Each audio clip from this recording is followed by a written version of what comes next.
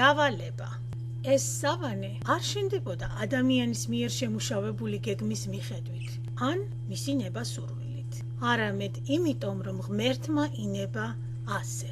გამოსვლის 25 თავის მერვე მუხლში ჩვენ ხვდებით სიტყვებს და გამიკეთე მესაწმიდარი და დავივანებ მათ შორის. თავად ღმერთმა აჩვენა მოსეს სავანის გეგმა. ეს მოხდა იმ 40 დღეში, როცა მოსე სინაის მთაზე იმყოფებოდა. გამოსვლის 24 თავის 18 მუხლი. სანამ სავანე შენდებოდა, ბევრჯერ იყო თქმული, რომ იგი ზუსტად ისეთი უნდა ყოფილიყო, როგორიც ღმერთმა აჩვენა მოსეს.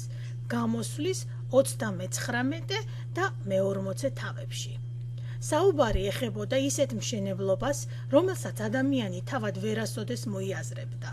ბისონის ფარდებით შემოღობილ ეზოში ჩვენ ვხედავთ სამსხვერპლოს, რომელზედაც იწოდა შესაწირავი, საბანელს და ოქროს კარავს. აქ იყო დავანებული ღმერთი. სავანის ირგვლივ მცხოვრები ხალხი კი იყო ცოდვილი, როგორც ჩვენ ვართ ახლა. მაგრამ ღმერთი სიყვარულია და მან ისურვა ადამიანებს შორის დავანება.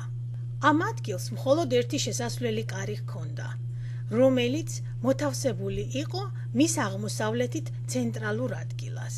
ხოლო იქ მისასვლელად, სადაც ღმერთის სამყოფელი ადგილი იყო, ჯერ უნდა გაგევლოს სამსხვერპლო, საბანელი და ფარდა. დღესაც არის გზა, რომელსაც ღმერთთან მივყავართ. ჩვენმა უფალმა იესო ქრისტემ თქვა: მე ვარ გზა. იოანეს სახარების 14 თავის 6 მუხლი.